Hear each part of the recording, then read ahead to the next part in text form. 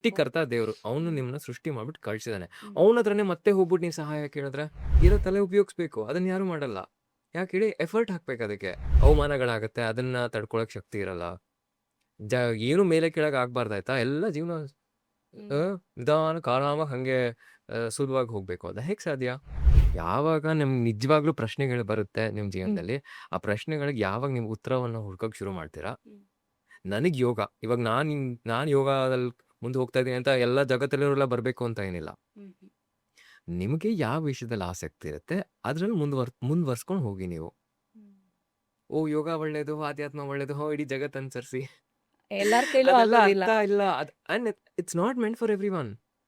ಎಲ್ಲರೂ ಅನುಸರಿಸಿ ಅಂದ್ರೆ ಇಲ್ಲ. ಓ ಯೋಗ ಮಾಡಿ ಆರೋಗ್ಯವಾಗಿಲ್ಲ. ಸಹಜವಾಗಿ ಯೋಗ ಮಾಡಿ ಆರೋಗ್ಯವಾಗಿರ್ತೀರಾ ಹ್ಮ್. ಅಂತ. ನಿಮ್ಮ ಮಾನಸಿಕ ಸ್ಥಿತಿ ಹೇಗಿದೆಯಾ? ನನಗೆ ಅನ್ಸಿತ್ತು ಎಲ್ರ ಕೈಲೂ ಆಗಲ್ಲ. ಈಗ ಅಲ್ಲ ಎಷ್ಟೋ ಜನ ಅಲ್ಲ ನೋಡ್ತೀವಿ. ಕಾವ್ಯ, ಇದು ಇಟ್ಸ್ ಪ್ಯೂರ್ಲಿ ಹಾ. Mental state. ಹಾ. ನೀವು ಮಾನಸಿಕವಾಗಿ ಹೇಗಿದ್ದೀರಾ? ಹಾ. ನೀವು ಮಾಡೋ ಕೆಲಸದಲ್ಲಿ ನಿಮಗೆ ನೆಮ್ಮದಿ ಬಂದಿದೆ ಅಂತ ಹ್ಮ್. ಹೇಳಿದ್ರೆ ಆಯ್ತು ಅಷ್ಟೇ. ನೀವು ದೊಡ್ಡ ಯೋಗಿಗಳಂತಾನೆ ಲೆಕ್ಕ. ಓ. ನೀವು ಯಾವ ಹ್ಮ್. ಕೆಲಸ ಮಾಡ್ತಾ ಇದ್ದೀರಾ, ಹ್ಮ್. ಯಾವ ಜೀವನ ಶೈಲಿಯನ್ನು ನೀವು ಹಾ. ಅನುಸರಿಸ್ತಾ ಇದ್ದೀರಾ, ಅದ್ರ ಜೊತೆ ನಿಮ್ಗೆ ನೆಮ್ಮದಿ ಇದೆಯಾ? ಹ್ಮ್. ಇವಾಗ ನಾನು ಹಿಂಗೆ ಹಾಕೊಂಡಿದ್ದೀನಿ, ಎಲ್ಲರೂ ಹಿಂಗೆ ಹಾಕೊಳ್ಳಿ ಇಲ್ಲ. ನಾನು ಹ್ಮ್. ಈ ಥರ ಏನಕ್ಕೆ ಹಾಕೋದಂದ್ರೆ ನನ್ಗೆ ಇಷ್ಟ ಅದು ಹಾಕೊಳ್ಳೋದ್ರಲ್ಲಿ. Hmm. I made peace with this. Hmm.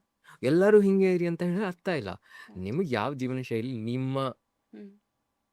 Current ಜನ್ಮದಲ್ಲಿ ಏನು ಮಾಡಬೇಕು ಅಂತ ಇರುತ್ತೆ ಅದೇ ಆಗೋದು. ಹ್ಮ್. ಎಲ್ಲರೂ ಮಾಡಿ ಒಬ್ರು ಮೇಲೆ ಒಬ್ರು ಯಾವಾಗ ಹೂಡೋದು ನಿಲ್ಲಿಸ್ತಾರಲ್ವಾ, ಹ್ಮ್. ಡಿಪೆಂಡ್ ಆಗ್ಬಾರ್ದು. ನೆಮ್ಮದಿಯಾಗಿರ್ತಾರೆ. ಹ್ಮ್.